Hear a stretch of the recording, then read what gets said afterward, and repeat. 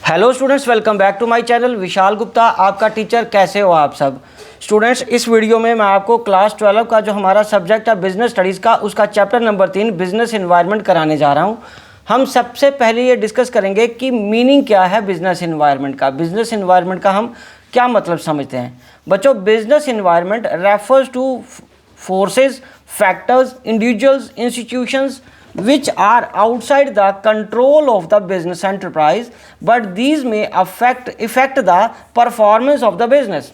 बच्चों, business environment हम उसको बोलते हैं कि जो ताकतें, जो कारण, जो पर्सन, जो इंस्टीट्यूशंस जो आउटसाइड है, जिसको बिजनेस कंट्रोल नहीं कर सकता या बिजनेसमैन कंट्रोल नहीं कर सकता, जो उसके नियंत्रण में नहीं है, बट दीज में इफेक्ट, पर उनकी परफॉर्मेंस को, बिजनेस की परफॉर्मेंस को इफेक्ट करती हैं, उनको हम क्या बोलते हैं टोटलिटी में? Business environment.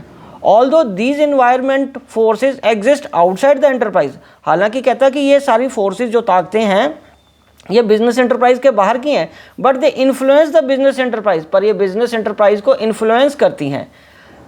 क्योंकि पहले कैसे, जैसे for example increase in taxes by government make things expensive to buy, आपका रॉ मटेरियल भी महंगा हो जाएगा, ठीक है जी, आपको टैक्सेस ज़्यादा पे करने पड़ेंगे, तो it will effect your sale price as well, ठीक है, आपका एसपी भी चेंज हो जाएगा और आपकी मार्केट भी हिल सकती है। Technological changes make existing products obsolete, आपका अच्छा भला प्रोडक्ट, जैसे मान लीजिए 2G के फ़ोन है, 3G के फ़ोन है, ठीक है, अब 5G आने पे क्या हुआ, इनको डिस्कार्ड करना पड़ा, हालांकि इनमें दिक्कत कोई नहीं थी। तो 5G फ़ोन आने से इन दोनों तरह की टेक्नोलॉजी ऑब्सोलीट होगी, पुरानी होगी, तो आपको टेक्नोलॉजी भी बदलनी पड़ेगी। जैसे जैसे साइंस एंड टेक्नोलॉजी डेवलप करती जाती है, पुरानी चीज़ें ऑब्सोलीट होती जाती हैं। ओके बच्चों, चलो अब हम आगे बढ़ते हैं कि इसको स्कैन कैसे करना। What is environmental scanning? So it refers to the complete awareness and understanding of the business environment. With environment scanning, business enterprises can anticipate the effect of the environment forces and factors on their enterprise।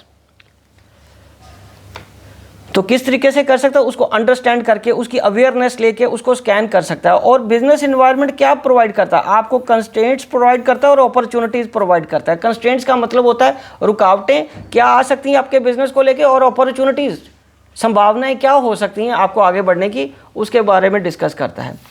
तो अब हम आगे बढ़ते हैं बच्चों। सबसे पहले features, characteristics या nature of business environment.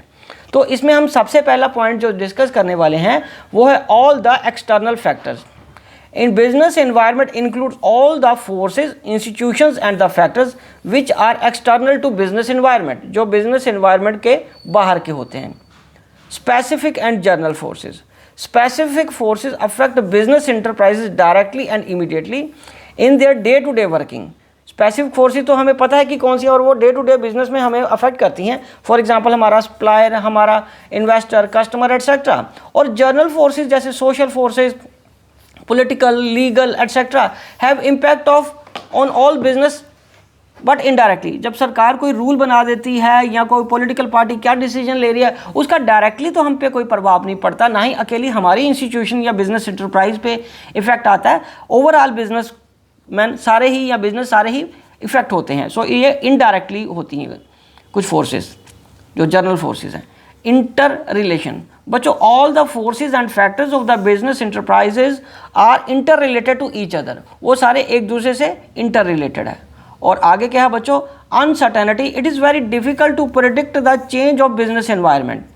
It is very difficult to predict the change of the business environment. Okay बच्चों, बहुत मुश्किल है उसको चेंज करना, प्रिडिक्ट करना कि क्या हम उसको चेंज कर पाएंगे या क्या चीज़ आने वाले समय में होने वाली है। हमें नहीं पता कि मान लीजिए फॉर एग्जांपल अब जो बजट आने वाला है इस साल का, उसमें सरकार क्या चेंजेस लाना चाह रहे हैं, या पॉलिटिकल फैक्टर्स की वजह से क्या हमारी इकोनॉमी में या हमारे देश में स्ट्रक्चर रहेगा, ठीक है। तो ये काफ़ी चीज़ें अनसर्टेन होती हैं, हम उसका एग्जैक्ट अनुमान नहीं लगा सकते। Dynamic business environment is highly flexible and keep changing, इसलिए बिजनेस एनवायरनमेंट को स्कैन करना हमारे लिए और भी ज़रूरी हो जाता है। It is complex, it is very difficult to understand the impact of the business environment of the companies, क्योंकि ये सारी चीज़ें एक तरह से इंटर रिलेटेड है, तो इन सबको समझना बहुत मुश्किल है किस चीज़ की वजह से किस चीज़ पे कितना असर पड़ेगा। मान लीजिए रेट ऑफ इंटरेस्ट बढ़ गया, रेट ऑफ इंटरेस्ट बढ़ गया, उससे क्या होगा, लोन्स महंगे हो जाएंगे। लोन्स महंगे होने से क्या होता है, लोन्स जब महंगे हो जाएंगे तो लोगों की परचेजिंग पावर कम हो जाती है, तो उसका बिजनेस पे क्या, किस किस बिजनेस पे क्या क्या प्रभाव पड़ेगा उसको समझना इतना ईजी नहीं होता। उस पर क्या क्या लोगों की हैबिट्स, लोगों के टेस्ट, लोगों की प्रेफरेंसेस चेंज हो जाती हैं। ठीक है बच्चों, तो अब हम आगे बढ़ते हैं। Relativity, business environment differ from country to country, region to region, as political conditions, culture are different in different countries. ठीक है बच्चों, चलो अब हम आगे बढ़ते हैं।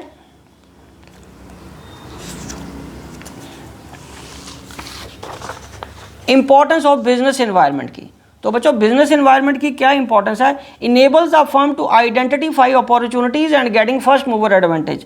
The businessman who are able to understand and scan the opportunities of the business environment at early stage, they get maximum benefit और they can capture a big share in the market, they can go much ahead of their competitors. ठीक है जी, अगर आप first advantage ले लेते हो, first mover advantage ले लेते हो, आप बिजनेस को, इन्वायरमेंट को अच्छी तरह स्कैन कर लेते हो, तो आने वाली अपॉर्चुनिटीज़ को आप पहले इनकैश करा सकते हो, उसका फ़ायदा ले सकते हो। Helps the firm to identify the threats and early warning signal. बच्चों, the businessman who are able to scan and understand the business environment on time get a warning signal to deal with the constraints और negative policies of the business environment. Timely scanning of the business environment and qualitative information which businessmen get is taken as warning signal and change in the companies are made. और अगर business scan कर लिया हो, business environment को businessman ने अच्छी तरह scan कर लिया हो, तो उसको आने वाले वार्निंग सिग्नल्स का भी पता चल जाता है कि वो पॉलिटिकल क्या चेंजेस आने वाली हैं, सोशल क्या चेंजेस आने वाली हैं, लीगल क्या चेंजेस आने वाली हैं। तो उससे क्या होगा, उसको एक वार्निंग सिग्नल जब मिल जाएगा तो होने वाले लॉसेस से वो बच सकता है। Helpful in tapping and assembling resources. बच्चों, businessman have to supply the goods to market according to the demand in the market, to supply output they need input, raw material etcetera. They select resources keeping in mind the output demanded in the environment. They use the report which product suits the taste of the present day customer। तो हमें resources को assemble करने में भी आसानी रहती है। ठीक है बच्चों, चलो अब हम आगे बढ़ते हैं। Help to adjust and adapt with the rapid changes. Today changes are taking place very fast and these changes have great impact on the business. So businessman make changes in their internal environment also to match the external environment. So environment scanning helps in coping with the rapid changes। तो adjust भी कर सकते हैं और adapt भी कर सकते हैं हम, जो बिजनेस एनवायरनमेंट को अच्छे तरीके से हम अगर स्टडी कर लें, बिजनेस में होने वाली चेंजेस को हम इजीली अंडरस्टैंड करके उसको एडजस्ट कर सकते हैं अपने बिजनेस के अकॉर्डिंगली, और उन पॉलिसीज़ या जो चेंजेस आई हैं उसको अडॉप्ट कर सकते हैं। Assisting in planning and help policy making. बच्चों, द मेजर स्ट्रैटेजीज और प्लान और policies in the organization are formed in keeping in mind the business environment. जो भी प्लान्स, पॉलिसीज या स्ट्रैटेजीज बनती हैं वो ऑर्गेनाइजेशन में बिजनेस एनवायरनमेंट को माइंड में रखते हुए बनती हैं। ठीक है, because the policies and strategies has to be implemented in the presence of the business environmental factors. ठीक है जी, so scanning of the environment factor helps in finding out the opportunities of the business and strategies can be made to grab these opportunities। तो बच्चों आगे क्या है, 6 point, improvement in performance. इससे business environment को स्कैन करने से, लगातार स्कैन करने से companies can improve their performance by making changes in the internal environment matching to external environment. Organization can prosper and improve their market share. Okay बच्चों, चलिए अब हम आगे बढ़ते हैं। डायमेंशंस कौन कौन सी हैं बिजनेस एनवायरनमेंट की। बच्चों, डायमेंशन होती क्या है, सबसे पहले हम उसके बात करेंगे। Dimensions of business environment mean और वो सारे फैक्टर, सारी फोर्सेस, सारे इंस्टीट्यूशंस विच हैव डायरेक्ट और indirect influence on the business environment. General environment की अगर हम बात करें, is the most important dimension of the business environment, as businessman can not influence और change the component of the general environment, rather he has to change his plans and policies according to the changes taking place in the general environment. ठीक है बच्चों। तो major environment factors कौन कौन से हैं, components कौन कौन से हैं? एक है इकोनॉमिक इन्वायरमेंट, दूसरा है सोशल इन्वायरमेंट, तीसरा है पॉलिटिकल इन्वायरमेंट, चौथा है लीगल इन्वायरमेंट, पांचवा है टेक्नोलॉजिकल इन्वायरमेंट। अब इन्हीं सबको हम एक एक करके डिस्कस करते हैं। सो इकोनॉमिक इन्वायरमेंट क्या है? Economic environment refers to all the forces and factors which directly influence the economy of your country. Any change in the taxes, any change in the income and saving investment, बच्चों ये बहुत simple point है। Any change in the value of rupee, any change in the rate of interest, any change in inflation rate, stock market indices का change होना, GDP, per capita income, RBI की policies, ये सारा कुछ बच्चे economic environment में आता है। और ये वो सारे फैक्टर्स हैं जिससे हमारी इकोनॉमी प्रभावित होती है और बिजनेस पे इसका प्रभाव आता है। अब हम आगे बढ़ेंगे सोशल इन्वायरमेंट की तरफ। बच्चों social environment consist of the customs and tradition of the society in which business is existing. It includes the standard of living, taste, preferences and education level of the people living in the society where business exist. The businessman cannot overlook the component of social environment. For example, change in the taste and fashion, change in social trend, increase in the number of working women, customs and traditions, values followed, celebrations of festivals, standard of living, ये सारे social changes हमारे business environment को effect करते हैं। ठीक है बच्चों, चलिए अब हम आगे बढ़ते हैं। तीसरा पॉलिटिकल चेंज इन्वायरमेंट क्या होता है? बच्चों जो कंपोनेंट है political environment, it constitute of all the factors related to government affairs such as type of government, किस तरीके की गवर्नमेंट पावर में है, उनका एटीट्यूड क्या है डिफरेंट ग्रुप्स ऑफ सोसाइटीज़ के प्रति, policy changes implemented by different government etcetera. Agenda क्या है पॉलिटिकल पार्टीज़ का, agenda of elected government representative, उनका क्या एजेंडा है, वो क्या करना चाह रहे हैं बिजनेस कम्युनिटी के साथ, क्या सोच के रखा हुआ उन्होंने, general ability and peace in country की कैसी है, हमारे देश का संविधान कैसा है, relation of our country with foreign country. तो ये सारी चीज़ें अगर पीसफुल माहौल पॉलिटिकल पार्टीज प्रोवाइड करती हैं तो बिजनेस को चलाना और ईजी और स्मूथ हो जाता है। तो उनकी पॉजिटिव पॉलिसीज़ बिजनेस को हेल्प करती हैं। उसके बाद अगर हम बात करें पॉलिटिकल इन्वायरमेंट की, so the management of every business enterprise has to obey the law of land. Therefore, it is essential for every business enterprise to have adequate knowledge of the rules and regulations framed by the government. So, any act, status, legislature, court की कोई judgement है, administrative order passed by the government authorities, decision taken by the government at every level in central, state and local level, making any order compulsory. तो ये legal environment में आती हैं सारी चीज़ें और नेचुरली किसी ना किसी रूप में डायरेक्टली या इनडायरेक्टली, मतलब इनडायरेक्टली ज़्यादा बिजनेस को इफेक्ट ज़रूर करती हैं। जैसे जीएसटी एक्ट है, जैसे सरकार का कोई रूल आ गया है नया इनकम टैक्स से रिलेटेड, तो वो बिजनेस को इम्पैक्ट करेगा ना। चलिए अब हम आगे बढ़ते हैं बच्चों।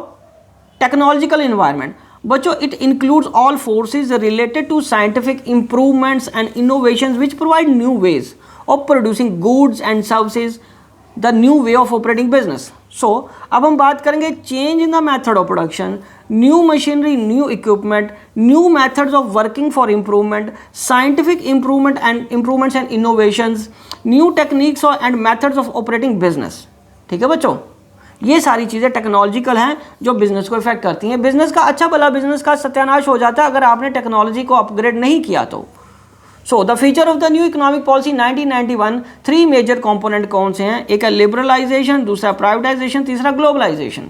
सो सबसे पहले हम लिबरलाइजेशन की बात करेंगे। बच्चों ये आप बहुत जूनियर क्लासेस से पढ़ते आ रहे हो, इसमें से तीनों में से कोई भी चीज़ आपके लिए नई नहीं है। आपको मैं एक बार फिर याद दिला दूँ, ये एलपीजी अब याद आ गया? ठीक है जी। Liberalisation, increasing simplified procedure for business, removal of restrictions, reduction in tariff tax structure. उसके बाद privatisation, increasing participation of private sector, reducing role of PSUs, sale of securities capital of public sector to the private sector. उसके बाद हाँ क्या है? Globalisation. Globalisation, integration of different countries of the world, easy entry of the foreign countries. Okay, तो अब हम क्या बात करेंगे? Demonetisation. November 8, 2016 was the day when 1,000 denomination notes were withdrawn from the circulation। ये सर्कुलेशन से सरकार ने निकाल लिए थे। it resulted withdrawal of 86% of the currency in circulation. People were advised to go to the bank.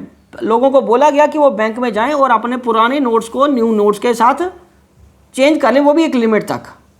There was a restriction on cash withdrawal. The main aim of demonetization was to curb corruption, corruption को रोकना, check of use of note for illegal activities, and especially the accumulation of black money generated by not declining in income to IT authorities. मतलब income tax authority से जो income छुपाते थे उसको छुपाने के रोकने के लिए भी डिमोनेटाइजेशन बड़ा हेल्पफुल रहा. तो बच्चों फीचर्स क्या थे डीमोनेटाइजेशन के? डीमोनेटाइजेशन का सबसे पहले फीचर है कि demonetisation as a tax administration resource measures, no tolerance of tax evasion, tax administrating and channelising saving into formal and financial system, creating cashless और डिजिटल कैश इकोनॉमी. ठीक है बच्चों, तो ये सारे थे हमारे इसके डीमोनेटाइजेशन के फीचर. और ये इस बार के जो सिलेबस है 2024-25 का, उसमें ये टॉपिक है. तो इसको बच्चे टेस्ट में या आपके पेपर के लिए इंपॉर्टेंट है, तो इसको ज़रूर पढ़ के जाना, इग्नोर मत करना. प्रायोरिटी बेसिस पे इसको करना है आपने. ठीक है जी, क्योंकि ये ना होता क्या कि ये प्रायोरिटी बेसिस मैंने वर्ड इसलिए यूज़ किया कि ये लास्ट पेज पे होता है आपकी बुक में. तो बच्चे यहाँ पहुँचते पहुँचते तक सोचते हैं चैप्टर कंप्लीट हो गया, ये अनइम्पॉर्टेंट है या इसको पढ़ने की क्या ज़रूरत है, इसलिए इग्नोर मत कर देना कि ये, क्योंकि ये लास्ट पेज पे है. लास्ट पेज पे होने का मतलब ये नहीं होता कि ये इंपॉर्टेंट नहीं रहा. ओके बच्चों, कोई भी टॉपिक जो आपकी बुक के चैप्टर के लास्ट पे है उसको इग्नोर मत किया करो. तो इसी के साथ मैं ये वीडियो कंप्लीट करता हूँ और चैप्टर भी कंप्लीट हो गया. ठीक है बच्चों, आप इसी तरह मेरे चैनल को सब्सक्राइब करके वीडियोस देखते रहिए और अपना कोर्स कंप्लीट करते रहिए. Wishing you good luck.